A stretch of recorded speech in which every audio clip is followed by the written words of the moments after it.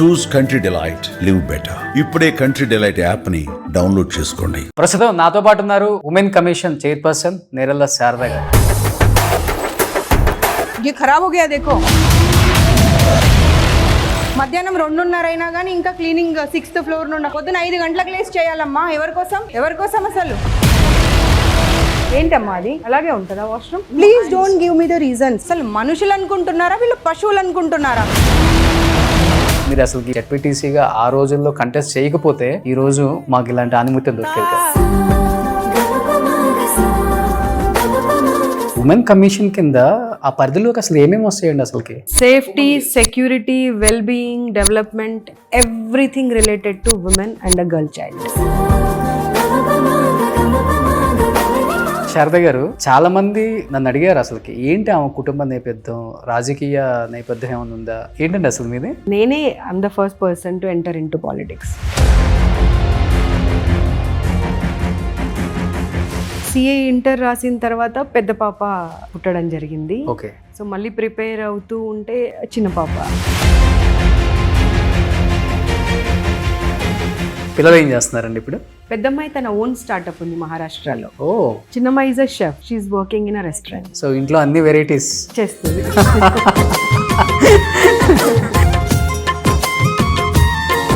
జీడిమెట్లలో ఆమె మైనర్ బాలిక సొంత తల్లిని అంత కిరాతకంగా చంపేసింది. మైనర్ బాలికల్లో అంత క్రూరత్వం అసలు పెరిగిపోవడానికి కారణం ఏంటి అసలు? జాయింట్ ఫ్యామిలీస్లో ఉన్నప్పుడు ఒక తాత, ఒక అమ్మమ్మ, ఒక బాబాయి, మామ, ఇలా పెద్ద ఫ్యామిలీ ఉండి మంచి చెడులు.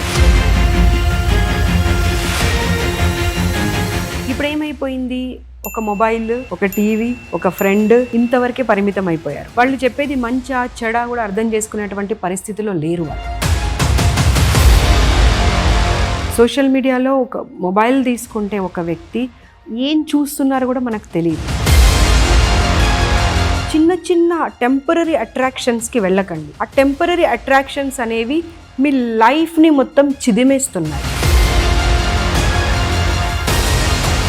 Hi, hello, welcome to Suman TV. నేను మీ రోషన్. ప్రస్తుతం నాతో పాటు ఉన్నారు women commission chairperson Nerella Sharada గారు. శారద గారు నమస్తే. నమస్తే అండి. చూస్తుంటే భయం వేస్తుందండి. ఆ భయాన్ని కంటిన్యూ చేసుకోండి. అంతేనా? అంతే. సో మిమ్మల్ని అక్కడ చూస్తుంటే కొంచెం భయంగా ఉంది, కానీ నిజంగా చూస్తుంటే ఒక అక్కనో, ఒక అమ్మనో, ఒక వదినతోనో కూర్చున్నట్టు అంత ఫ్రీగా ఒక 1 hour మీతో మాట్లాడాను కదా, ఒక ఫ్యామిలీ మెంబర్ లాగా అనిపించారండి. నిజంగా చెప్తున్నాను, మీ హిస్టరీ నేను తెలుసుకున్న తర్వాత 25 years బ్యాక్ మేబీ మీరు అసలుకి ప్రజాస్వామ్యంలోకి రావాలని ఇంట్రెస్ట్ లేదు, కంటెస్ట్ చేయాలని ఇంట్రెస్ట్ లేదు. జెడ్పీటీసీగా ఆ రోజుల్లో కంటెస్ట్ చేయకపోతే ఈరోజు మాకు ఇలాంటి ఆనిముత్యం దొరికేది కాదు. మాకంటే చాలామంది అమ్మాయిలకి ఒక భరోసా నేరెళ్ల శారద గారు ఉన్నారు. ఏం జరిగినా కానీ ఉమెన్కి ఫైట్ చేసే సత్తా ఉంది, న్యాయం చేసే వరకు ఎవరిని కూడా వదిలిపెట్టదు ఆమె. సో అలాంటి నేరెళ్ల శారద గారు ఈరోజు మా ఉమెన్ కమిషన్ చైర్పర్సన్గా ఉన్నారు. మా ధైర్యం అదే అని బయట చెప్తున్నారు కాబట్టి ఎలా అనిపిస్తుంది? మనకి ఇచ్చిన జాబ్కి మనం జస్టిస్ చేయగలిగితే అంతకన్నా అసలు సాటిస్ఫాక్షన్ వేరే ఏమీ ఉండదు. ఓకే. అండ్ అది నేను ఎస్టాబ్లిష్ చేయగలిగి ఉంటే ఆడపిల్లల మైండ్లో I'm very happy, I'm blessed. Okay. నిజం చెప్పాలంటే హ్యాపీ అనడం కన్నా, సాటిస్ఫాక్షన్ అనడం కన్నా కూడా ఐఎమ్ బ్లెస్డ్ అని చెప్పాలి. ఓకే. చాలా లిమిటెడ్గా మాట్లాడతారు కదా, మీరేనా అసలు కాలేజీలో ఇన్స్పెక్షన్ చేస్తుంది? ఎప్పుడు ఏ రోల్లో ఉంటామో ఆ రోల్ ప్రకారంగా ఉంటుంది. అంతే అంతే కదా. ఓకే. నార్మల్గా చెప్పాలంటే తెలంగాణలో పెద్ద పెద్ద కాలేజీలు ఉంది, చాలా లిమిటెడ్. అవి కూడా బాగా పేరున్న వాళ్ళవి. వాటిని టచ్ చేయాలంటే గవర్నమెంట్లో అధికారంలో ఉన్న వాళ్ళు కూడా టచ్ చేయడానికి అంత ఇంట్రెస్ట్ చూపరు, వద్దని చెప్తారు, మనకెందుకు రిస్క్, వద్దులే. అలాంటిది మీరు అంత ధైర్యంగా వెళ్ళి పెద్ద పెద్ద కాలేజీలను టచ్ చేస్తున్నారు, ఇన్స్పెక్షన్ చేస్తున్నారు. అసలుకి కబద్దాలు తేల్చుకున్నాం మీరా నేనా అన్నట్లుగా మాట్లాడుతున్నారు. మీకు భయం అనిపించలేదా, లేకపోతే గవర్నమెంట్ సైడ్ నుంచి వద్దులే మనకు అవసరమా అని ఏమైనా చెప్పడం కానీ ఇలాంటివి జరిగాయి? అసలుకి అలాంటివి అయితే జరగలేదు. ఎందుకంటే నేను విజిట్ చేసిన తర్వాత గౌరవ ముఖ్యమంత్రి గారు కూడా నాతో మాట్లాడి బాగా చేస్తున్నారు, అలా సమస్యలు ఉన్నప్పుడు ఆడపిల్లలకి డెఫినెట్గా కమిషన్ అనేది ఉంది అనేటువంటి నమ్మకం మనం కలిగించాల్సిన అవసరం ఉన్నది, go head and do your job అని చెప్పారు. అండ్ వ్యక్తిగతంగా నన్ను మీరు అన్నారు కదా, అక్కడ పెద్ద సంస్థన చిన్న సంస్థన అనేది నాకు కనబడదు. ఓకే. ఒక ఆడపిల్ల సమస్యలో ఉంది, ఆ సమస్యకి పరిష్కారం నేను చూపించాలి. నా మీద ఒక నమ్మకంతో నాకు ఒక కాల్ చేశారు. ఓకే. కాల్ చేసి ఈ సమస్య ఉంది, పరిస్థితి ఇలా ఉంది అన్నప్పుడు మనం ఆ సమస్య గురించి పోరాటం చేయకపోతే అసలు పదవి ఎందుకండి? అవసరం ఆ పదవి? అంటే నలుగురికి చూపించుకోవడానికో లేకపోతే దాంట్లో వచ్చే ఏదైనా బెనిఫిట్స్ గురించి ఉండడానికో బాధ్యతలు తీసుకునే వ్యక్తిని నేను కాదు. కాబట్టి నాకు అక్కడ అసలు భయము అనేది నాకు తెలియదండి. ఒక మంచి చేస్తున్నానా, ఒక చెడు చేస్తున్నానా, ఓకే, నేను చేసే పని వల్ల 10 మందికి మంచి జరుగుతుందా, ఇది ఆలోచిస్తాను తప్పించి నాకు లాభమా స్వతహాగా నష్టమా అనేది నేను ఎప్పుడు ఆలోచించాను. కానీ కొంచెం లోపల భయం ఉంటుంది కదా, పెద్ద కాలేజీలు కదా, భయపడితే second time, third time, fourth time ఎందుకు వెళ్తూ ఉంటాను? ఒకసారి వెళ్ళి మానేస్తాను కదా. అవును. కానీ అలా మానేయలేదు కదా. అవును. అంటే సమస్య ఎక్కడ ఉంది ఆడపిల్ల కన్నా కానీ డెఫినెట్గా అది ఒక ఎడ్యుకేషనల్ ఇన్స్టిట్యూషన్ కానివ్వండి, ఒక ప్రైవేట్ ఆఫీస్ కానివ్వండి, లేదా ఒక గవర్నమెంట్ ఆఫీస్ కానివ్వండి, లేదంటే ఒక ప్రైవేట్ సంబంధించినటువంటి హాస్టల్ కానివ్వండి, డెఫినెట్గా వెళ్తాను. ఓకే. ఇప్పుడు మీరు 4 times వెళ్ళారు కదా మేడం, వెళ్ళినప్పుడల్లా లాస్ట్ టైం కూడా పప్పుది ఏదో ఇష్యూ అయ్యి కూడా క్లియర్గా మీరు ఆ స్మెల్ వస్తుంది అని చెప్పి చాలా గట్టిగా ఫైట్ చేశారు పిల్లల గురించి. బట్ ఈ లక్షలు ఫీజు కట్టి పిల్లల్ని అంతంత పెద్ద కాలేజీలో జాయిన్ చేసే పేరెంట్స్ కనీసం ఒక్కరోజు కూడా వెళ్ళినప్పుడు ఆలోచించరా ఫుడ్ ఎలా ఉంటుందో, లేకపోతే వాళ్ళు టేస్ట్ చేసినప్పుడు పిల్లల్ని అడగటము అసలు తీసుకోరా? పేరెంట్స్కి తెలియదా వాళ్ళని బయట మా అబ్బాయి నారాయణ, మా అమ్మాయి చైతన్య అని గొప్పగా చెప్పుకుంటారు కదా. మళ్ళీ అంటే ఇక్కడ 2 విషయాలు మాట్లాడుకోవాలి. ఒకటేమో ఇక్కడ హైదరాబాద్లో హాస్టల్స్లో వచ్చి ఉన్నటువంటి పిల్లలందరూ మధ్యతరగతి, దిగువ మధ్యతరగతికి సంబంధించినటువంటి వాళ్ళు. ఓకే. ఒక పల్లెటూరులో ఉండే పిల్లలు, అంటే వాళ్ళకి దగ్గరలో ఒక మంచి ఇన్స్టిట్యూషన్ వాళ్ళకి అందుబాటులో లేక పిల్లలను బాగా చదివించి పెద్ద ఉన్నత స్థాయికి తీసుకెళ్ళాలి, మాలాగానే ఉండిపోకూడదు అనేటువంటి ఆలోచనతో ఇంత దూరం వేస్తారు. వాళ్ళు వేసినప్పుడు వాళ్ళు ఏమనుకుంటారు, ఇంట్లో ఉన్నట్టుగానైతే ఫుడ్ ఉండదు ఖచ్చితంగా. అవును. ఫుడ్ కానివ్వండి, పరిస్థితులు కానివ్వండి ఇంట్లో ఉన్నట్టుగా ఉండవు. కాబట్టి కొంచెం అడ్జస్ట్ అయ్యి ఉండండి అనే మాట ముందుగానే చెప్పి పంపిస్తారు. అవును.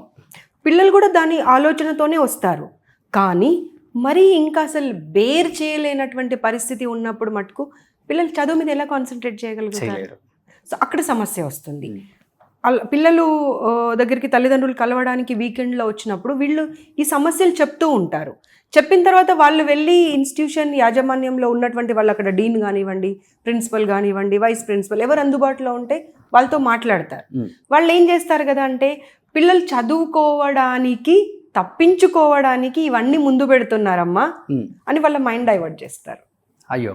చేసేసరికి పేరెంట్స్ ఏమనుకుంటున్నారు, అరే నిజంగానే పిల్లలు చదువుకోవడానికి తప్పించుకోవడానికి ఇవన్నీ కారణాలు చెప్తున్నట్టున్నారు అని, అరే 2 సంవత్సరాలే కదరా, కళ్ళు మూసుకొని గడిపేరా, చదువుకోవడానికి కదరా నువ్వు వచ్చింది అనే మాట చెప్తున్నారు. కానీ అందరూ మర్చిపోతున్నటువంటి విషయం ఏంటంటే అటు ఇన్స్టిట్యూషన్స్ కానివ్వండి, ఇటు పేరెంట్స్ కానివ్వండి, ఒక మంచి వాతావరణం కల్పించినప్పుడు, మీరు ఒక మంచి భోజనం పెట్టినప్పుడు, తగినటువంటి నిద్ర ఇచ్చినప్పుడు అండ్ పీస్ఫుల్ వాతావరణం ఇచ్చినప్పుడే కదండి పిల్లలు చదువు మీద కాన్సన్ట్రేట్ చేయగలుగుతారు.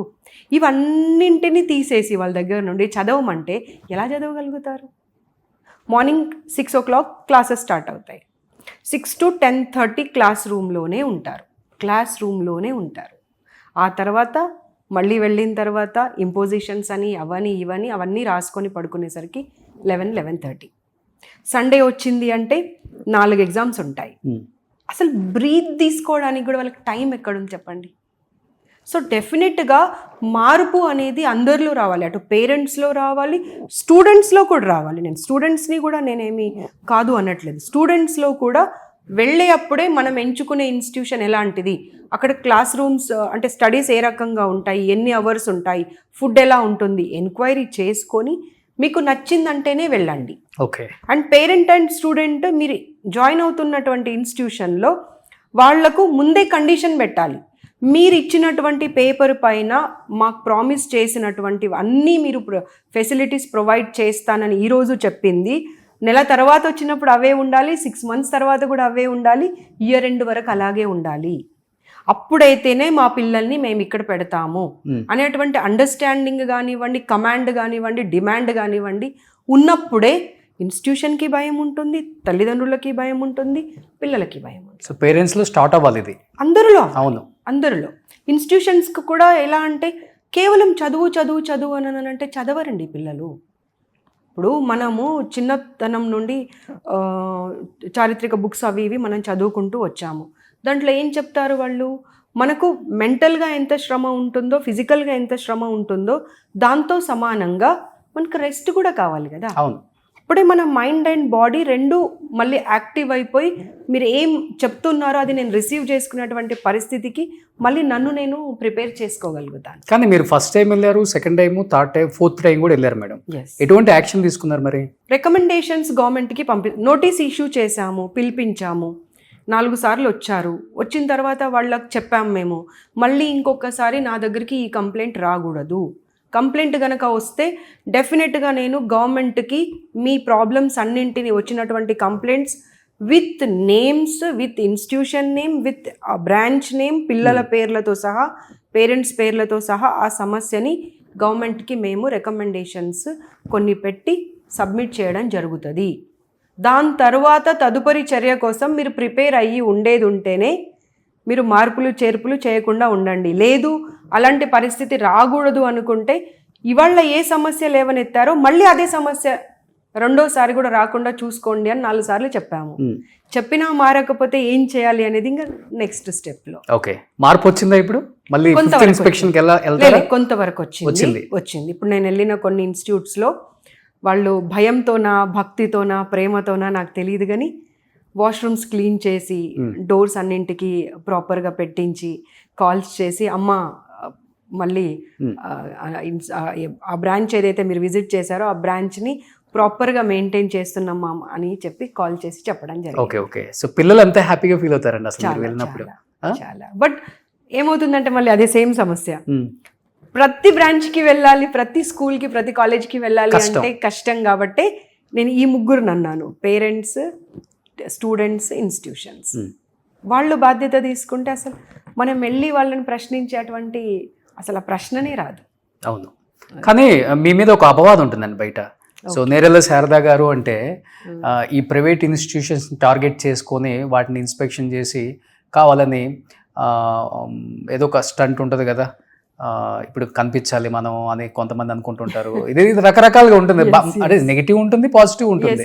So publicity stunt. Government institutions, government hostels ఎప్పుడైనా విజిట్ చేశారా? అక్కడికి వెళ్ళి చూడాలి కదా అసలుకి ఎలా ఉందో పరిస్థితి, అది ఎప్పుడు చూడలేదా అమ్మ అంటారు. నిజమా అది? లేదు, చాలా తప్పు. అది ఏమవుతుంది అంటే వాళ్ళు న్యూస్లో వచ్చినప్పుడు కానీ, నేను వెళ్ళిన ప్రతి ప్రోగ్రామ్ నా ట్విట్టర్లో, నా ఇన్స్టాలో ఉంటుంది. ఓకే. మీరు నా ట్విట్టర్ కనుక ఓపెన్ చేసినా, ఇన్స్టా ఓపెన్ చేసినా కానీ ముందుగా నేను విజిట్ చేసినవి గవర్నమెంట్ హాస్టల్స్ అండ్ గవర్నమెంట్ కాలేజెసే. ఓకే. ఆసిఫాబాద్లో వెళ్ళి కేజీబీవీ స్కూల్స్ కానివ్వండి, ప్రతి హాస్టల్ని విజిట్ చేసి వచ్చాను. ఇక్కడ మహబూబ్ నగర్లో అక్కడ సమస్య వచ్చింది చూడండి మధ్యలో, అక్కడ వెళ్ళాను. చాలా వరకు ఇప్పుడు కరీంనగర్లో almost 600 స్టూడెంట్స్తోని BC hostel, Jyotiba Phule hostel run అవుతా ఉంది. అందులోనే మళ్ళీ అగ్రికల్చర్ స్టూడెంట్స్ ఉన్నారు, అంటే 1200 మంది ఉన్నారు. అక్కడ ఆల్మోస్ట్ ఒక డే గడిపాను. మార్నింగ్ 11 o'clock వెళ్ళానంటే ఈవినింగ్ 5-6 వరకు ఇంచ్ చూశానమాట. ఓకే. కిచెన్, బాత్రూమ్స్, వాళ్ళ బెడ్రూమ్స్, వాళ్ళ ప్రతిదీ అనమాట. కాకపోతే ఏమవుతుంది, ప్రైవేట్ ఇన్స్టిట్యూషన్కి వెళ్ళినప్పుడు ఆ హైప్ ఉంటుంది చూడండి, అవును, జనాలు చూడడము, రియాక్ట్ అవ్వడము గవర్నమెంట్ ఇన్స్టిట్యూషన్స్ పైన రావట్లేదు. ఓకే. అండ్ అది గవర్నమెంట్ అయినా సరే, అది ప్రైవేట్ అయినా సరే, బాగుందనుకోండి బాగుందని చెప్తాము.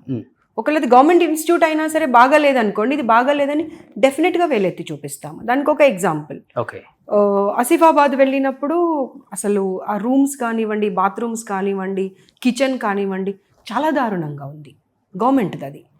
సో ఇమ్మీడియట్గా నేను కలెక్టర్ గారిని కలిసి పరిస్థితి వివరిస్తే, మ్యామ్ నేను డెఫినెట్గా మీకు ఆల్మోస్ట్ ఒక 6 months లోపే, అంటే 2 monthsలోనే చేస్తా అన్నారు. నేను ఇంకో కొంచెం టైం తీసుకోండి అని చెప్పాను. సో అంటే ఎందుకు అంటే 1 day 2 daysలోనే అయితేనేమో మనము వైట్ వాష్ అట్లాంటివి చేయొస్తుంది. కానీ కొన్ని కన్స్ట్రక్షన్స్ అంటే కొన్ని అప్రూవల్స్ కావాలి వాళ్ళకు కూడా, అవన్నీ చేయడానికి. సో కలిసి చెప్పి రావడం జరిగింది.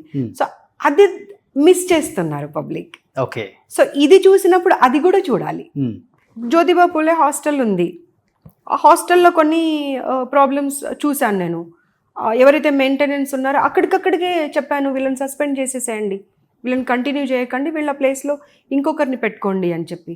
ఎందుకంటే నేను వెళ్ళి చూసినప్పుడు ఆల్మోస్ట్ ఒక 6 months అయింది కావచ్చండి అసలు బాత్రూమ్స్ క్లీన్ చేయక. అబ్బా. నేను అన్నాను, ఇలా ఎలా పెట్టావమ్మా అంటే, తప్పు అయిపోయిందమ్మా, పొరపాటు అయిపోయిందమ్మా అంటే. నేను అన్నాను, నేను వచ్చాను కాబట్టి తప్పు అయిపోయింది, పొరపాటు అయింది అంటున్నావు. నేను రాకపోయి ఉంటే ఇంకా 6 months ఇలాగే ఉండేది కదా అని చెప్పి వార్నింగ్ ఇచ్చి రావడంతో నెక్స్ట్ మళ్ళీ నాకు పిఏ కానివ్వండి, ఇంకా వేరే వాళ్ళు డిడబ్ల్యూ ఆఫీస్ నుండి వాళ్ళని పంపించాను, నిజంగా మళ్ళీ మెయింటెనెన్స్ ప్రాపర్గా ఉందా లేదా అనేది. సో అక్కడ ఇన్స్టిట్యూషన్ ఏది అనేది చూడట్లే నేను, పిల్లలు ప్రాపర్గా ఉన్నారా లేదా, ఫెసిలిటీస్ వాళ్ళకి కరెక్ట్గా ఉన్నాయా లేదా అవి చూడడము, వాటికి సంబంధించినటువంటి రిపోర్టింగ్ కానివ్వండి, రికమెండేషన్స్ కానివ్వండి గవర్నమెంట్కి పంపించడం. కానీ మీరు వచ్చిన తర్వాత ఒక మార్పు అయితే, చేంజ్ అయితే వచ్చిందండి. భయం ఉంది, చేంజ్ చేయాలన్న ఆలోచన వాళ్ళకి కూడా వచ్చింది. అరే మనం ఇన్ని ఫీజులు తీసుకుంటున్నాం, మనం అట్లీస్ట్ పిల్లలకి ఏమేమి ఇవ్వాలి, స్మాల్ థింగ్స్ మీరు చెప్పేది, బాత్రూమ్ క్లీనింగ్, మంచి ఫుడ్, స్మెల్ లేకుండా కర్రీ, సెక్యూరిటీ, ఇవన్నీ చిన్నవి చెప్పాలంటే. ఇవన్నీ రీసెంట్గా వెళ్ళింది వాచ్మెన్ తర్వాత అక్కడ పనిచేసే స్టాఫ్ బాయ్స్ ఎవరైతే ఉన్నారో, గర్ల్స్ పైన 3 floors ఉంటారు, ఎప్పుడు పడితే అప్పుడు పైకి వెళ్ళిపోతున్నారంట. అయ్యో, సెక్యూరిటీ లేకపోతే ఎలా పిల్లలకి? స్ట్రాంగ్గా వార్నింగ్ ఇచ్చి వచ్చాను, ఇంకా దాని రిపోర్టింగ్ లేదు. ఇప్పుడు నెక్స్ట్ 2 daysలో వాళ్ళకు ఇక్కడికి పిలిపించి రిపోర్టింగ్ అనేది అడుగుతాము. అంతకుముందు ఇన్స్టిట్యూట్కి మేము వెళ్ళినప్పుడు వాళ్ళని సస్పెండ్ చేయమని చెప్పాము, దాన్ని ఇంతవరకు వాళ్ళు రిపోర్టింగ్ చేయలేదు.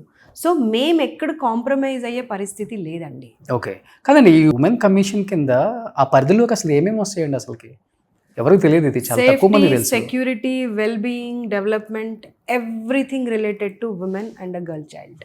ఓకే, మీరు ఎలా తీసుకుంటారు మీ బాధ్యతను అనేది, అది ఆ పర్సన్ ఎవరైతే ఉంటారో ఆ సీట్లో వాళ్ళని బట్టి ఉంటుంది. Okay, for me it is more important. ఎందుకంటే మోస్ట్ నెగ్లెక్టెడ్ ఎవరన్నా ఉన్నారు అంటే ఈ రాష్ట్రంలో కానివ్వండి, ఎక్కడైనా కానీ స్టూడెంట్స్. సో నాకు అనిపించింది కదా, అంటే స్టూడెంట్స్ వెళ్ళి చెప్పుకోవాలంటే కూడా ఒక ప్లాట్ఫామ్ అనేది 100% కావాలి. So I took up that issue.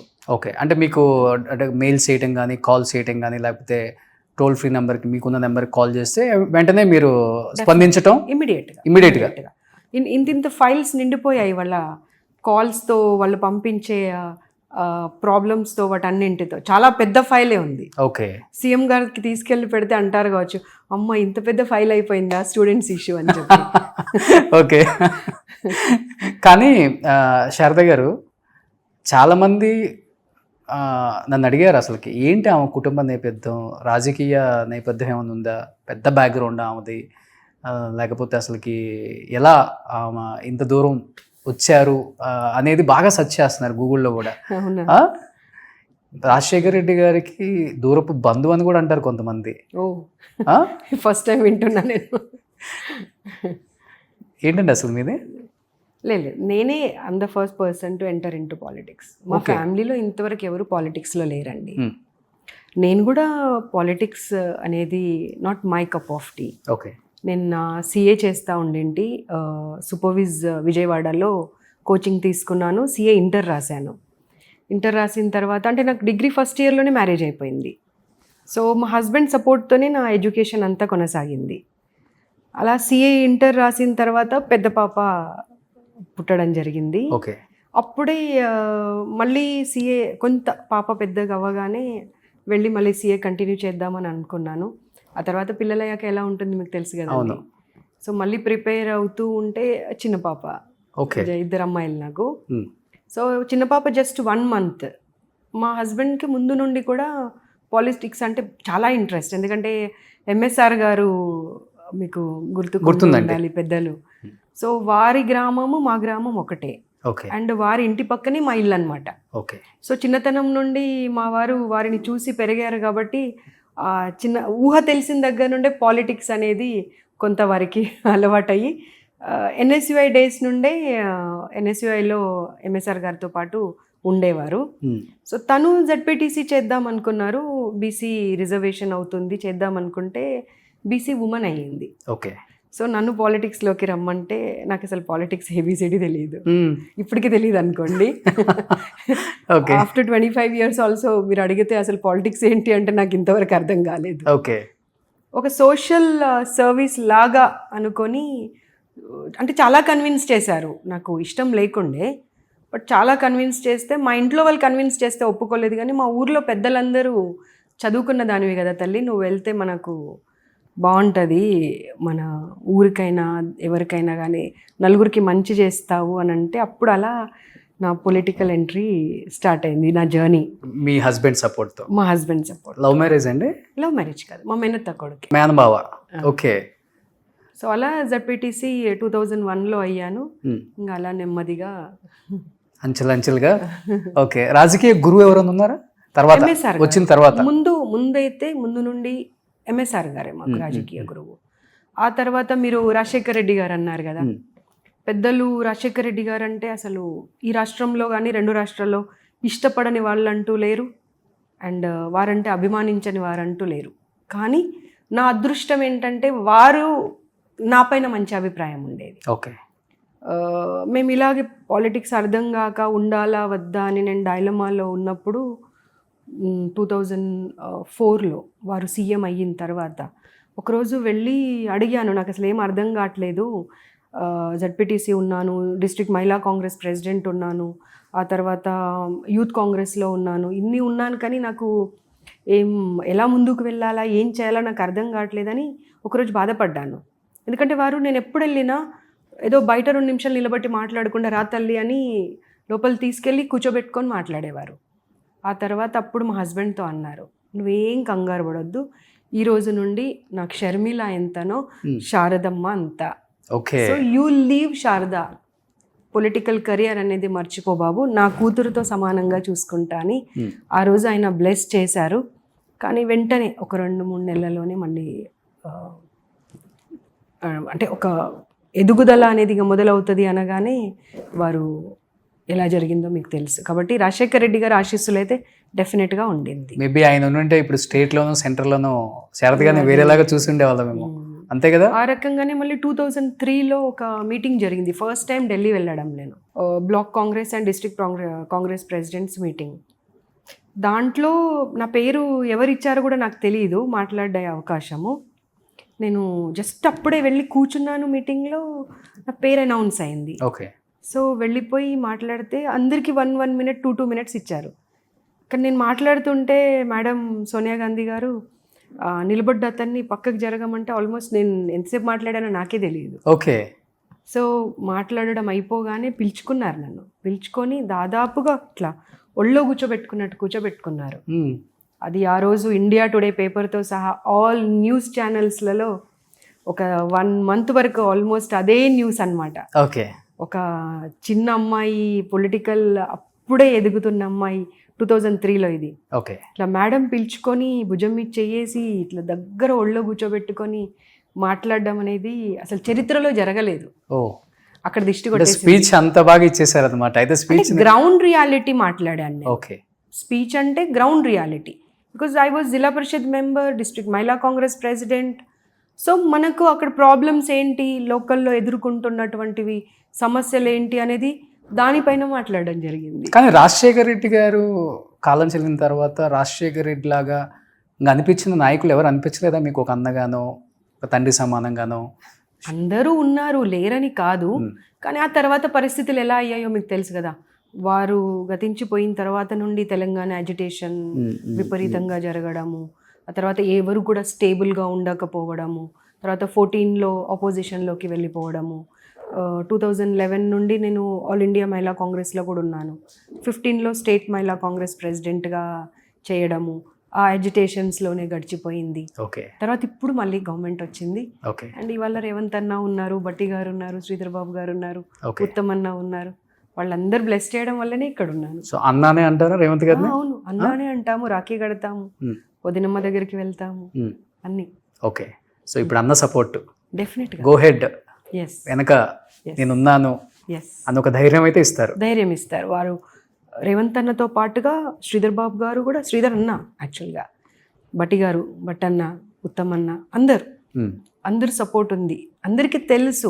జనరల్గా ఏంటంటే తిను షీఈ్ నాట్ లైక్ కంప్లీట్లీ ఒక పొలిటికల్ ఉమెన్ లాగా కాకుండా ఒక ఎడ్యుకేటెడ్ పర్సన్గా మంచి చెడులు ఎలా వెళ్ళాలి ఏంటి అనేది తనకంటూ తన దారిలో తను వెళ్తుంది అనేది వాళ్ళకి తెలుసు అనమాట. Okay, so they respect me, they guide me and they show me the path. Super. పిల్లలు ఏం చేస్తున్నారండి ఇప్పుడు? పిల్లలు ఇద్దరు జడ్పీటీ సెలెక్ట్ అయినప్పుడు జస్ట్ చిన్న పాప 1 month, ఓకే, పెద్దమ్మాయి 3 years. ఓకే. బట్ ఇప్పుడు పెద్దగా అయ్యారు. ఇప్పుడు ఏం చేస్తున్నారు వాళ్ళు? పెద్దమ్మాయి తన ఓన్ స్టార్ట్అప్ ఉంది మహారాష్ట్రలో. ఓ, చిన్నమ్మాయి is a chef, she's working in a restaurant. ఎక్కడ? ఇక్కడే సమా అని ఫిల్మ్ నగర్లో ఓ, ఉంటుంది. ఏంటి హోటల్ మేనేజ్మెంట్ చేశారు అతను? లేదు, chef course, proper chef course. Oh super. So ఇంట్లో అన్ని వెరైటీస్ చేస్తుంది. ఓకే, పెద్దమ్మాయి స్టార్ట్అప్ కంపెనీ అక్కడ. పేరేంటండి? పాప పేరు అడుగుతున్నారు. పాప పేరు శ్రియ. అండ్ ఈ మధ్య మీరు చూసే ఉంటారు, కనుక ఆర్గానిక్స్ అని. ఆల్మోస్ట్ ఇండియాలోనే she's the youngest entrepreneur. Wow. And she's producing organic palm jaggery. Goods. So మా నాన్నగారికి మహారాష్ట్రలో కళ్ళు షాప్స్ ఉండింది. అంటే మా నాన్నగారి తరమే మహారాష్ట్రలో కళ్ళుని ఇంట్రడ్యూస్ చేసినటువంటి వాళ్ళు మా నాన్న వాళ్ళ టీం అన్నమాట. ఓకే. సో మహారాష్ట్రలో చదివింది తను, పూణేలో. అప్పుడు నా ప్రొఫెషన్నే, మా తాత ప్రొఫెషన్నే నేను ఎందుకు తీసుకోకూడదు అని నీరా నుండి బెల్లం తయారు చేస్తుంది. 100% న్యాచురల్ ఆర్గానిక్. వావ్. సో మహారాష్ట్రలోనే ఉంటున్నారు ఇప్పుడు పాప. మహారాష్ట్రలోనే. సో ఎలా మీ వీడియోస్ అన్ని చూస్తూ ఉంటారు కదా, పిల్లలు ఏం చెప్తుంటారు? They feel happy and proud. Okay. That somebody is has taken initiative for the students. Okay. So and for a good cause. పిల్లలిద్దరు యాక్టివ్గా ఉంటారండి? చాలా యాక్టివ్గా ఉంటారు. వాళ్ళు కూడా గైడ్ చేస్తారు నన్ను, what to do, what not to do అనేది పిల్లల కోసం. Okay. Not for politics. So మీకు ఇద్దరు అమ్మాయిలు కాబట్టి అందుకనే మీరు హాస్టల్స్లో అమ్మాయిల మీద మీరు తీసుకునే జాగ్రత్తలు చూస్తుంటే మాకే అనిపిస్తుంటే ఒక్కొక్కసారి నిజంగా ఉంటుంది కదా డెఫినెట్గా. అంటే నా ఇద్దరు అమ్మాయిలు అనడంతో పాటుగా 25 years మనం పాలిటిక్స్లో ఉన్నాము, సొసైటీలో ఏం జరుగుతుంది ఏంటి అనేది మనం చూస్తున్నాం. సో డెఫినెట్గా అమ్మాయిలకు ఒక నమ్మకము, ఒక ధైర్యము, మేమున్నాము అనేది చెప్పే వాళ్ళు కావాలండి ఇప్పుడు సొసైటీలో. డెఫినెట్గా దానికోసం వాళ్ళు వెతుకుతున్నారు. ఎందుకంటే పేరెంట్స్ జాబ్స్ చేస్తున్నారు, ఇంట్లో సిబ్లింగ్స్ అనే వాళ్ళతోని కూడా అంతకు టైం దొరకట్లేదు. సో కొన్ని సందర్భాలలో సమస్య ఎవరికి చెప్పాలా, ఎలా రిజాల్వ్ చేయాలా అర్థం కాని పరిస్థితిలో డిప్రెషన్కి వెళ్ళిపోతున్నారు. సో దెన్ ఐ థాట్ మనమే ఒక ప్లాట్ఫామ్ క్రియేట్ చేసి will give a confidence to them. Okay. So ఇప్పుడు మనకి అనాథాశ్రమాలలో, ఆశ్రమాలలో కూడా చాలామంది మైనర్ బాలికలు ఉంటారండి. ఇప్పుడు వాళ్ళ కోసం మీరు ఎలాంటి జాగ్రత్తలు తీసుకుంటున్నారు అసలుకి? గవర్నమెంట్ నుండి women and child welfare department నుండి అసలు ఇప్పుడు నా దగ్గర స్టాఫ్ కూడా ఉన్నారు కొంతమంది. ఆ హోమ్స్లో చదువుకొనే ఇవాళ నా దగ్గర సైకాలజిస్ట్గా పనిచేస్తుంది మా కవిత. ఓకే. సో అట్లా ఆ హాస్టల్స్లో చదివినటువంటి పిల్లలు, ఇంకా కొన్నిసార్లు చెప్పాలి అంటే లోకజ్ఞానం అనేది ఇళ్లలో చదివిన పిల్లలకు ఉండదు, కానీ వాళ్ళకి చాలా లోకజ్ఞానం ఉంటుంది, కాన్ఫిడెన్స్ లెవెల్స్ ఎక్కువ అండి. సో డెఫినెట్గా వాళ్ళ కంప్లీట్ ఓవరాల్ వెల్బీయింగ్ అంటే చదువు, సెక్యూరిటీ, మానసిక పరిస్థితి అన్ని రకాలుగా వాళ్ళు ఒక మంచి వ్యక్తిగా ఎదగడానికి, ఫ్యూచర్లో సక్సెస్ పొందడానికి, అండ్ ఒక ఉద్యోగమా లేకపోతే వాళ్ళ కాళ్ళ మీద వాళ్ళు నిలబడి ఫైనాన్షియల్గా కూడా ఎంపవర్ అవ్వడానికి 100% గవర్నమెంట్ అన్ని మెజర్స్ తీసుకుంటుంది. ఓకే. అంటే బిఫోర్ చూసామండి, ఆడవాళ్ళు అంటే చాలా అనుకోగా ఉండేవాళ్ళు, మొహమాటం కూడా ఎక్కువ ఉంటుంది, బయటికి కూడా రారు, వేరే వాళ్ళతో కూడా మాట్లాడరు, పెద్దగా ఫేస్ కూడా మనం చూడలేము, వాళ్ళది చాలా అనుకువగా ఉంటారు. ఇప్పుడు చూస్తే ఎవ్రీడే న్యూస్లో భర్తను చంపిన భార్య టైటిల్స్ అవే, డైలీ ఒక న్యూస్ చూడాల్సి వస్తుంది. ఎలా చూడొచ్చు శారద గారు దీన్ని అసలుకి? అన్ని యాంగిల్స్లో అన్ని రకాలుగా కూర్చొని చర్చిస్తే అప్పుడు దీనికి ఒక సొల్యూషన్ అనేది కానివ్వండి, అసలు సమస్య ఎక్కడ మొదలైంది, ఎందుకు మొదలైంది, దీని పరిష్కారం ఏంటి అనే వైపు ఆలోచించవచ్చు తప్పించి ఈ ఒక ఇన్సిడెంట్ ఆ ఒక ఇన్సిడెంట్తోనో మనం ఆడవాళ్ళని చెడ్డవాళ్ళు అనరాదు, మగవాళ్ళని చెడ్డవాళ్ళు అనరాదు. ఓకే. ఆ పరిస్థితి ఎందుకు వచ్చింది, ఆ రీజన్ ఏంటి, ఆ రూట్ కాజ్ ఏంటి, దాని వరకు వెళ్ళాల్సిన అవసరం ఉంది. కానీ సొసైటీలో ఎవరికి టైం లేదు. ఇప్పుడు ఇవాళ ఒక న్యూస్ చూస్తున్నాం, రేపు మర్చిపోతున్నాం, తెల్లవారేసరికల్లా మర్చిపోతున్నాం. బట్ అది ఎందుకు జరిగింది అనేది చర్చ మొదలవ్వాల్సిన అవసరం ఉంది. నేను ప్రతి చోట వెళ్ళిన ప్రతి చోట, ఇప్పుడు నేను ఉమెన్ కమిషన్ చైర్పర్సన్ అయిన తర్వాత నేను రెడ్డి కాలేజ్లో గ్రాడ్యుయేషన్ చేశాను. అక్కడ ఒక ప్రోగ్రామ్ మొదలుపెట్టింటే నేను ప్రతి అంశాన్ని, ఏ ఒక్క అంశాన్ని వదలకుండా సైబర్ క్రైమ్ నుండి మొదలు పెట్టుకొని safety, security, narcotics, mental health and leadership development, ఇవన్నీ సబ్జెక్ట్స్ని తీసుకొని అక్కడ ప్రోగ్రామ్ స్టార్ట్ చేశాము. నా ఆలోచన ఏంటంటే ప్రతి కాలేజ్కి ఇది రీచ్ అయినప్పుడు ఆ పిల్లలకు మంచి చెడులు అని చెప్పే అటువంటి ఒక వ్యక్తి కావాలి ఇవాళ. లేకపోతే ఇంకా ఎన్ని న్యూస్ చూడాల్సిన పరిస్థితి వస్తుందా, మగవాళ్ళు చెడ్డవాళ్ళ, ఆడవాళ్ళు చెడ్డవాళ్ళ అర్థం చేసుకొని పరిస్థితిలో సమాజం కొట్టుమిట్టాడుతూ ఇలాంటి న్యూస్లు ఇంకెన్ని చూడాల్సి వస్తుందో. అవును. ఇకనైనా కళ్ళు తెరిచి ఎందుకు జరుగుతున్నాయి అనే దానిపైన చాలా చాలా చర్చలు జరగాల్సిన అవసరం ఉంది. సో కొత్త వాదన కూడా వింటూనే ఉన్నామండి. ఇప్పుడేమో అన్ని న్యాయాలు మొత్తం అమ్మాయిల వైపే ఉన్నాయి, జస్టిస్ అంతా వాళ్ళకే ఇస్తున్నారు. దానివల్ల మగవాళ్ళు చాలామంది బలైపోతున్నారని కూడా మనం వింటున్నాం. మీరు కూడా చూస్తున్నారు కూడా కొన్ని అందరం నేను చెప్పట్లేదు, కొంతమంది. కానీ వీటిని ఎలా మేడం మనం అసలు అరికట్టేది? అసలుకి పాసిబుల్ ఉంటుందా మేడం? ఏమైపోయిందంటే ఇప్పుడు చట్టాలలో ఒక డొమెస్టిక్ వైలెన్స్ యాక్ట్ వచ్చినప్పుడు కానివ్వండి, ఒక 498 వచ్చినప్పుడు కానివ్వండి, పరిస్థితులు వేరుండే. కానీ అనవసరంగా కూడా వీటిని యూటిలైజ్ చేసుకుంటున్నారు అనే ఆలోచనతో వాటిని మార్చడం జరిగింది. అవును. ఇప్పుడు అంతకు ముందున్నంత స్ట్రిక్ట్గా లేవండి. సో అలా ఏం లేదు. దుర్వినియోగం చేసుకునే వాళ్ళు అమ్మాయిలైనా చేసుకుంటున్నారు, అబ్బాయిలైనా చేసుకుంటున్నారు. కానీ ఇప్పుడు పరిస్థితులకు అనుకూలంగా ఇప్పుడు జరుగుతున్నటువంటి విషయాలన్నింటినీ అంటే చర్చించి యాక్ట్ని కూడా కొంత మార్చాల్సినటువంటి అవసరం ఉన్నది. డెఫినెట్గా పరిధులను, లిమిటేషన్స్ని మార్చాలి. అది ఏ కమిషన్ కానివ్వండి, ఏ యాక్ట్ కానివ్వండి, ఖచ్చితంగా మార్పు అనేది ఇప్పుడు అవసరం ఉంది. ఎందుకంటే ఎప్పుడో 90sలలో వచ్చినటువంటి act, for example women commission యాక్టే ఉంది, 98లో ఎనాక్ట్మెంట్ అయింది. దీనిది 98 పరిస్థితులకు 2025 పరిస్థితులకు ఎంత వ్యత్యాసం ఉంది? చాలా.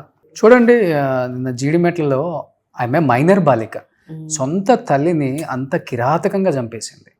అంటే అంత పిల్లల్లో, మైనర్ బాలికల్లో అంత క్రూరత్వం అసలు పెరిగిపోవడానికి కారణం ఏంటి? అసలు మీరు తిరుగుతున్నారు కదా, మీరు చూస్తుంటే, మీరు డైలీ క్లాసెస్ కూడా మీకు ఉంటే, ట్రైనింగ్ సెషన్స్ ఏ ఉంటాయి కదా మేడం, కౌన్సిలింగ్ ఉంటాయి కదా, వచ్చినప్పుడు వాళ్ళ మెంటల్ హెల్త్ మీకు అర్థమవుతుంది క్లియర్గా, మీకు వాళ్ళ స్టేటస్ ఏంటి అనేది.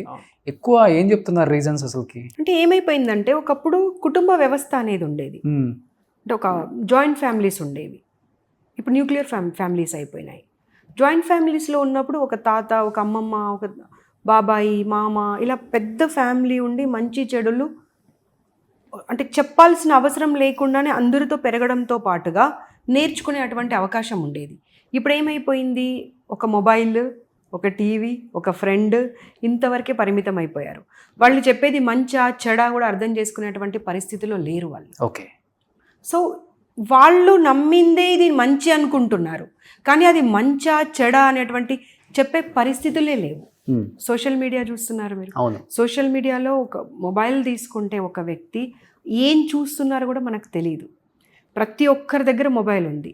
అంటే ఒక లైఫ్ స్టైల్, వాళ్ళ స్టాండర్డ్ ఆఫ్ లివింగ్ ఎలా ఉన్నా, వాళ్ళ ఇన్కమ్ ఎలా ఉన్నా సరే, మొబైల్ మాత్రం ప్రతి ఒక్కరి దగ్గర ఉంది.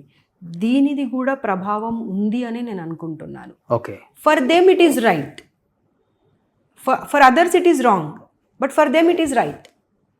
కానీ అది రైట్ కాదు, రాంగ్ అని విడమర్చి చెప్పే పరిస్థితులు కానివ్వండి, వాళ్ళు ఒక చర్చించేటువంటి పరిస్థితులు కానీ లేకుండా పోతున్నాయి. బట్ అలాంటి పరిస్థితి ఇంకొకసారి రాకుండా చూసుకునే బాధ్యత మాత్రం ప్రతి ఒక్కరి పైన. కానీ ఇప్పుడు మొన్న జీడిమెట్లో మదర్ను చంపిన పాపతో మీరు మాట్లాడటం, కౌన్సిలింగ్ ఏదైనా జరిగిందా మేడం? ఎందుకు చేసింది ఏమన్నా చెప్పారు అసలుకి? లేదు, మాకు ఎలా ఉంటుంది అంటే, అది అలాంటి కేసెస్ అయినప్పుడు మావి చాలా లిమిటెడ్ ఉమెన్ కమిషన్ది.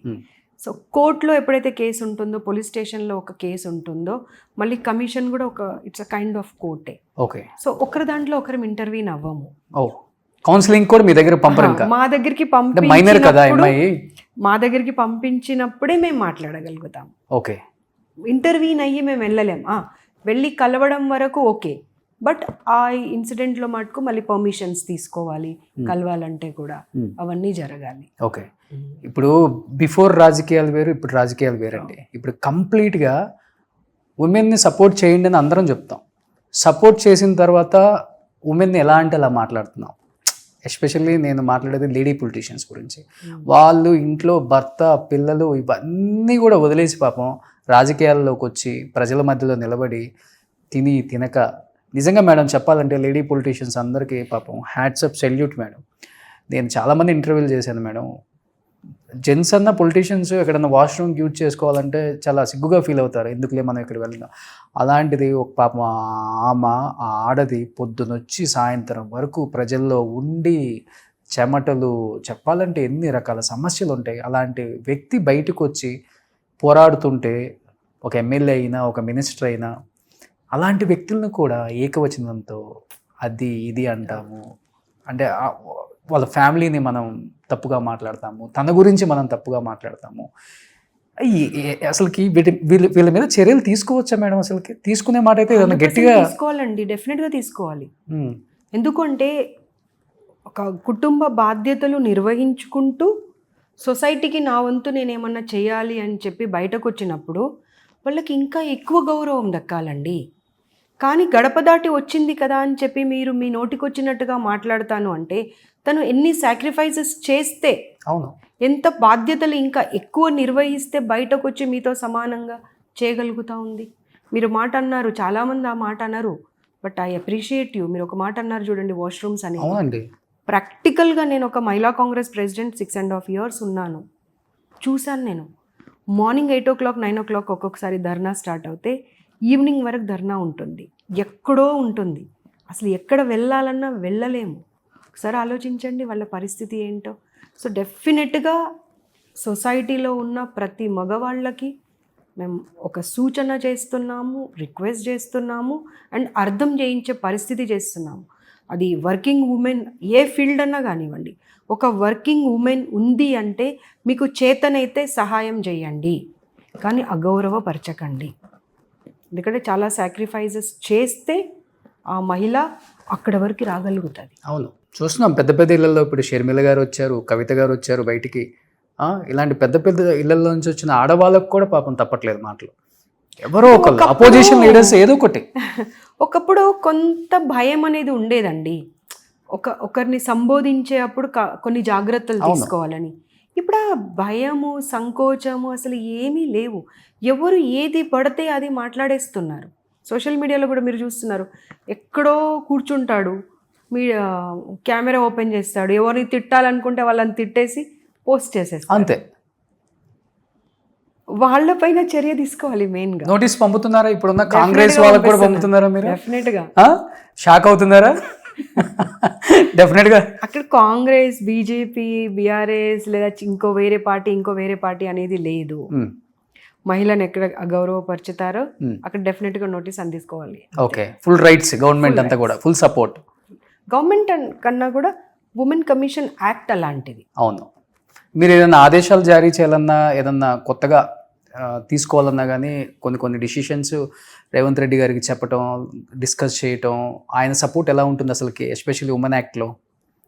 అంటే ఇప్పుడు వరకైతే మేము ఇంకా రికమెండేషన్స్ కానివ్వండి, ఇంకా ఏమన్నా చేంజెస్ కానివ్వండి, అమెండ్మెంట్స్ కానివ్వండి, ఇంతవరకు చర్చించలేదు.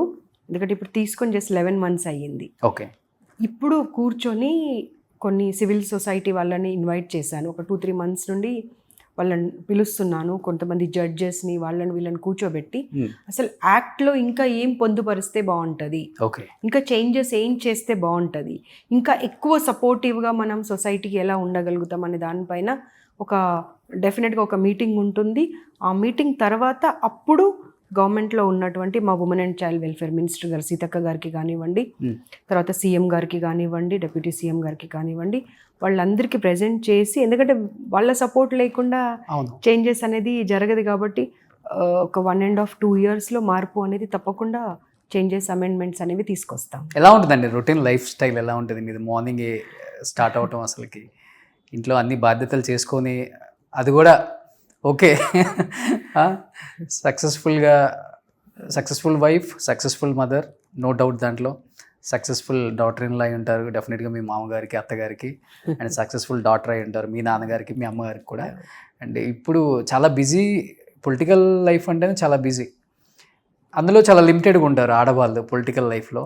ఉన్న పొలిటీషియన్స్ కూడా నలుగురిని కూడా పిలవని బాగుంటుంది అంటారు. డెఫినెట్గా పిలుస్తారు. ఆడవాళ్ళకి అంత గౌరవం ఇస్తారు కూడా గవర్నమెంట్లో ఉన్న సీఎం గారు కావచ్చు, డిప్యూటీ సీఎం కావచ్చు, ఎవరైనా కానీ మంత్రులు కావచ్చు, డెఫినెట్గా వాళ్ళు ఉంటే బాగుంటుందని ఆ హుందాతనం ఉంటుంది first of all.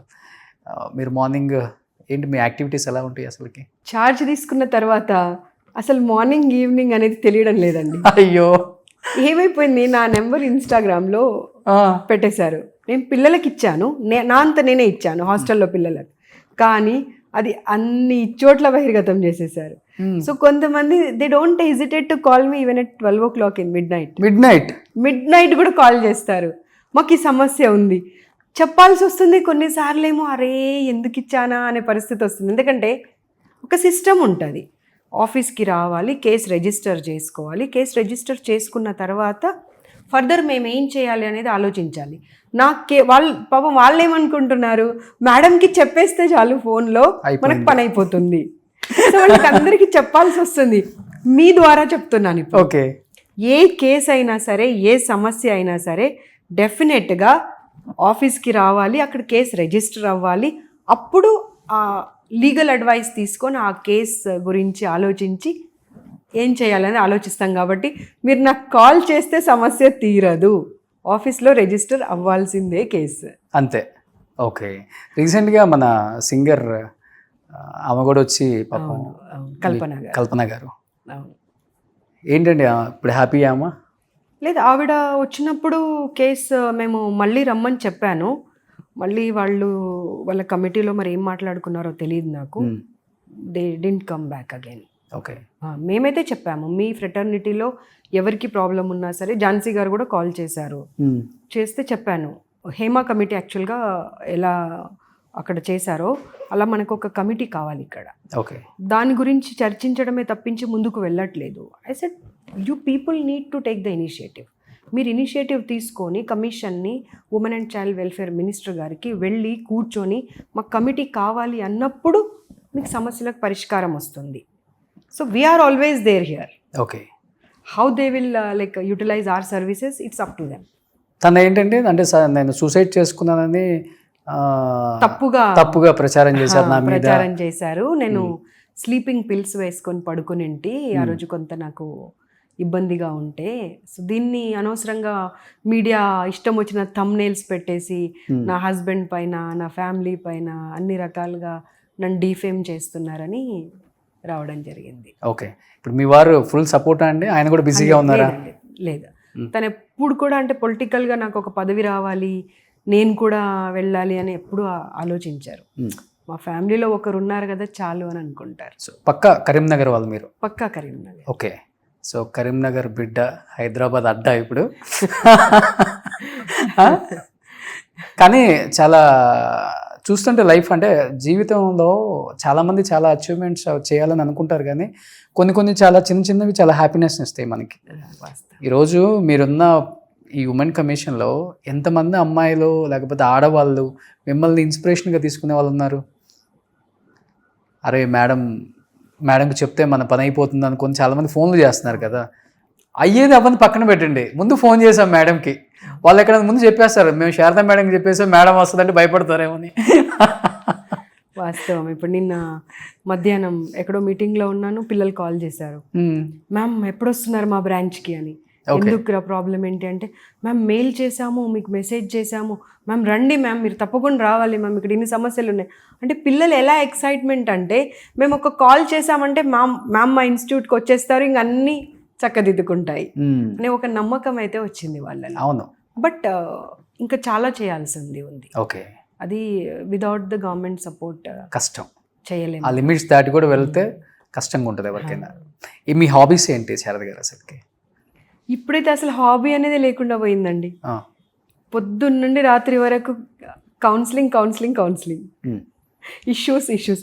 A issue ఎక్కడన్నా తప్పిపోతే మిగిలిపోతే అమ్మ ఎక్కడ మళ్ళీ కమెంట్స్ వస్తాయని భయం ఒకటి మొదలైంది ఈ మధ్య. అంటే చూడండి, ప్రతిదీ మన దృష్టిలో ఉండాలని ఉండదు. అవును, కొన్నిసార్లు మిస్ అయిపోతాము. ఆ కమెంట్స్ దేవుడి దయ వల్ల ఇప్పటివరకైతే ఏం నెగిటివ్ కమెంట్స్ రాలేదు. బట్ కొంతమంది మ్యామ్ మీకు ఇదే కనబడుతుందా, మీకు అది కనబడదా? అన్నీ కనబడతాయి బాబు, మా వరకు రావాలి. ఓకే. సో ఇప్పుడైతే అసలు హాబీ మూవీ ఏది లేదండి అసలుకి. పొద్దున్న లేస్తే సమస్యలు. సండే కూడా సీరియస్లీ అయ్యో. సండే కూడా ప్రోగ్రామ్స్కి. ఇప్పుడు మొన్న 30th జూన్ రోజు వరల్డ్ విడోస్ డే. ఆ రోజు నాకు తెలిసి ఇండియాలోనే ఎవరు ఆ ప్రోగ్రామ్ని చేసి ఉండరు. I took an initiative. నాగర్ కర్నూలులో ఒక ప్రోగ్రామ్ పెట్టుకున్నాము, వెళ్తే ఒక 500 మంది వచ్చారు. ఓకే. అసలు వాళ్ళు హ్యాపీ ఏంటంటే, మ్యామ్ విడోస్ గురించి ఒక డే ఉంటుందని, వారి సమస్యలు పరిష్కరించడానికి ఉమెన్ కమిషన్ ఇనిషియేటివ్ తీసుకుంటుందని మేము ఎక్స్పెక్ట్ చేయలేదు మ్యామ్ అని చెప్పి 2 చేతులు దండం పెట్టారు అందరూ. అబ్బా. బట్ ద గ్రేట్ థింగ్ ఏంటంటే, అక్కడ కలెక్టర్ గారు, ఎస్పీ గారు, whole team was present there. And వాళ్ళు అన్నారు, మ్యామ్ మీరు వెళ్ళిపోయిన తర్వాత కూడా మేము 100% మిగతా మహిళల కన్నా వీళ్ళకి కొంత ఇంపార్టెన్స్ ఇస్తాము ప్రతి దాంట్లో అనేటువంటి మాట చెప్పారు. సో దాని మీద కూడా ఒకటి రికమెండేషన్ ముఖ్యమంత్రి గారికి పంపించేది ఉంది. ఓకే. లాస్ట్ కోటాలో అయినా వీళ్ళని కొంత చూడండి, ఏదో ఒక విధంగా జాబ్ ఏదో ఒకటి. Okay okay. లాస్ట్ చూసిన సినిమా అంటే మీరు? గుర్తు కూడా లేదు నాకు సీరియస్లీ. ఇష్టమైన హీరో మేడం? అంతకు ముందు మా పిల్లలు బలవంతంగా తీసుకొని వెళ్ళేవాళ్ళు. ఇప్పుడు అసలు వెళ్ళడం కూడా లేదు, వాళ్ళకి కూడా దొరకట్లేదు. నేను అయ్యయ్యో.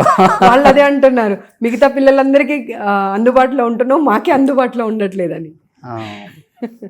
హీరో ఇష్టమైన హీరో మరి? అంటే అకార్డింగ్ టు ద మూవీ అంతే. అకార్డింగ్ టు చిన్నప్పుడు కాలేజీలో ఉంటారు కదా మన ఫేవరెట్ హీరో ఒకళ్ళు. నా ముందు నుండి ఇప్పుడు నన్ను అడిగితే చిరంజీవి గారు అని చెప్తాను, శారద గారిని అడిగితే ఏం చెప్తారు? అంటే మూవీస్ అని చెప్తున్నాను కదా, ఒక స్టోరీని బట్టి ఆ స్టోరీ లైన్, అక్కడ యాక్ట్ చేసిన పర్సన్, ఆ మూవీ వరకు అంతే అంతే అంతే. నో హీరోస్, ఇష్టమైన హీరోస్ అట్లా? అందరూ ఇష్టమే, వాళ్ళ వాళ్ళ రోల్ ఇష్టంగా చూసే హీరో ఉంటారు కదా, క్యారెక్టర్ ని బట్టి అంతే. అమ్మో చాలా madam.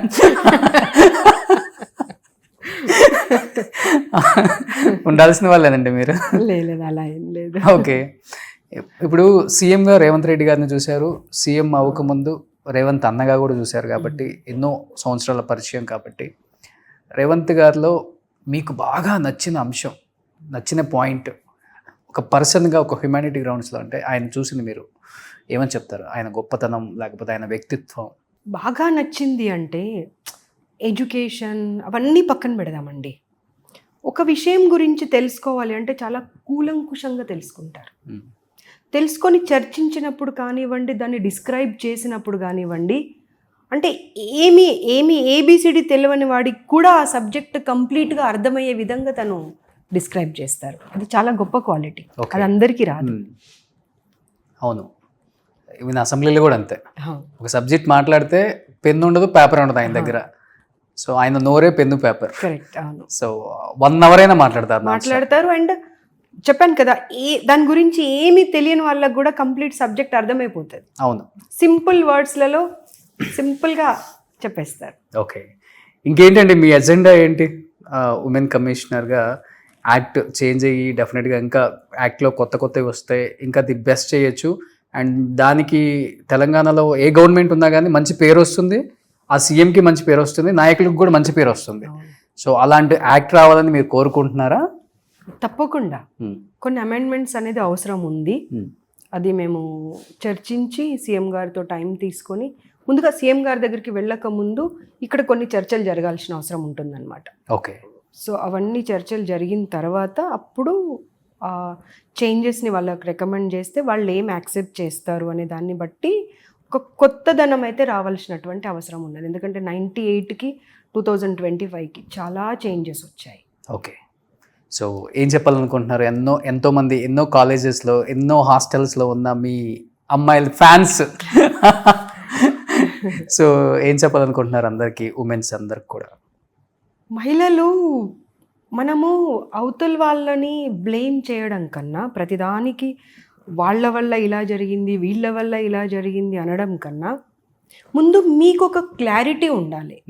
What you want in your life, how protected you want, how secured you want. మీరు ఎలా ప్రొటెక్టివ్గా ఉండాలి, సెక్యూర్డ్గా ఉండాలి, మీ ఎదుగుదల ఎలా ఉండాలి, మీ వెల్ఫేర్, మీ వెల్బీయింగ్, ఇవన్నీ ఎలా ఉండాలి అనేది ముందు మీరు క్లారిటీ తెచ్చుకోండి. మీరు క్లారిటీ తెచ్చుకొని మీ పేరెంట్స్ కానివ్వండి, మీ చుట్టుపక్కల ఉన్నటువంటి మీరు పనిచేస్తున్న వాతావరణం కానివ్వండి, ఒక క్లారిటీ ఇచ్చారనుకోండి, వాళ్ళకు మీరేంటి, మీకు కావాల్సింది ఏంటి అని అర్థమవుతుంది. వాళ్ళని అలా మలుచుకోవడానికి ప్రయత్నం చేయండి. అప్పుడు మీరు ఒక సెక్యూర్డ్ జోన్లో ఉండడానికి అవకాశం ఉంటుంది. మీరు ఏ అంబిషన్స్తోని ఎంత ఎదగాలనుకుంటున్నారో అంత ఎదగడానికి కూడా అవకాశం ఉంటుంది. అండ్ ప్లీజ్ ఇంకొకటి, ఈ సోషల్ మీడియా కానివ్వండి, ఇంకా ఇతరత్ర కానివ్వండి, ఆ చిన్న చిన్న టెంపరరీ అట్రాక్షన్స్కి వెళ్ళకండి. ఆ టెంపరరీ అట్రాక్షన్స్ అనేవి మీ లైఫ్ని మొత్తం చిదిమేస్తున్నాయి. అండ్ మోరోవర్, మీరు సొసైటీకి ఏమిస్తున్నారు అనే దాంతో పాటుగా, సొసైటీ మీకేమిస్తుంది అనేది పాటుగా, ముందు మీ కుటుంబాన్ని ప్రొటెక్ట్ చేసుకోండి. మీరు మీ పిల్లలకు, మీ ఫ్యామిలీకి మీ అవసరం ఎంతగానో ఉంది. ఒక కుటుంబంలో, ఒక ఫ్యామిలీలో ఆ వాతావరణం గనక బాగుండి మీ పిల్లలకు మీరు ఒక సపోర్ట్ లాగా నిలబడి మంచి చెడులు గనక మీరు నేర్పించగలిగితే, ప్రతి ఫ్యామిలీలో అలా తయారనుకోండి, ప్రాబ్లమే ఉండదు అసలు. అంతే కదా. సో డెఫినెట్గా you should spend some time with your family.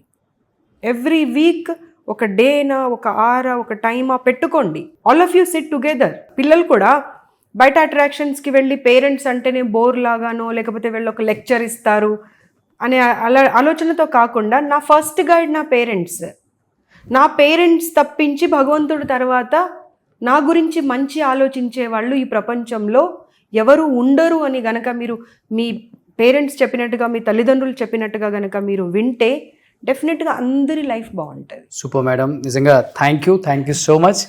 ఎంతోమంది ఆడవాళ్ళకి ఐకానిక్గా మారిపోయారు ఇప్పుడు. వాళ్ళందరికీ నిజంగా మీరు వచ్చిన తర్వాత చాలా చేంజ్ చూసాం. అండ్ మీరు మాట్లాడే విధానం ఒకటి, ఎక్కడ కూడా కొంచెం కూడా, ఇప్పుడు కొంతమంది మాట్లాడినప్పుడు అరోగెన్సీ ఉంటుంది. సో ఆ అరోగెన్సీ లేదు మీ మాటల్లో. చెప్పేది కూడా అంత స్మూత్గానే చెప్తారు. అది భయంతో వాళ్ళు చేస్తున్నారు. అది చాలా ఇంపార్టెంట్ అండి. చాలా తక్కువ మందికి ఉంటుంది కదా. చాలామంది అరోగెన్సీ మాట్లాడతారు, ఎందుకు చేయవు, అది ఇదని హడావుడి. బట్ మీకు అట్లా లేనే లేదు. అందుకనే మిమ్మల్ని అంతమంది ప్రేమిస్తున్నారు. ఆ ప్రేమకు కారణమే ఈరోజు నేను ఇక్కడ కూర్చోవటం. మీరు ఎన్నో ఇంటర్వ్యూలు చేశారు రోషన్ అన్న. మేడంని ఒకసారి చేయండి, ఆ లైఫ్ స్టైల్ తెలుసుకోవాలి. ఇంత కూల్గా చేయటం ఎవరి వల్ల కాదండి. ఇలానే ఉండండి, అందరికీ ఒక మార్గదర్శకురాలు మీరు. సో నేను కూడా మీకు ఇన్స్పైర్ అయ్యాను కాబట్టి ఇక్కడ దాకా వచ్చానండి. సో చాలా చాలా థ్యాంక్స్. చాలా కూల్గా చెప్పారు. చాలా థ్యాంక్స్ అండి. Thank you. సుమన్ టీవీలో మీ పర్సనల్ అండ్ బిజినెస్ ప్రమోషన్స్ కోసం కింది నెంబర్కి కాంటాక్ట్ చేయండి.